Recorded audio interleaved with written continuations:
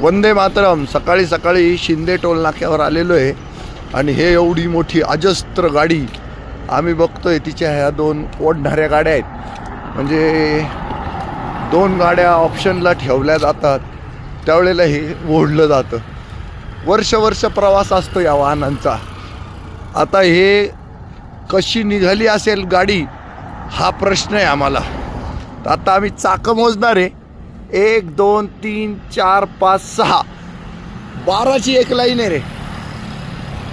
हे बघा केवढी अजस्त्र गाडी.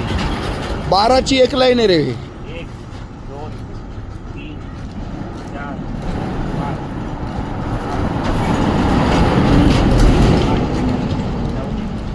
10 11 12 13 14 15 16 17 18 19 20. हां म्हणजे 240. 20 गुणिले 12.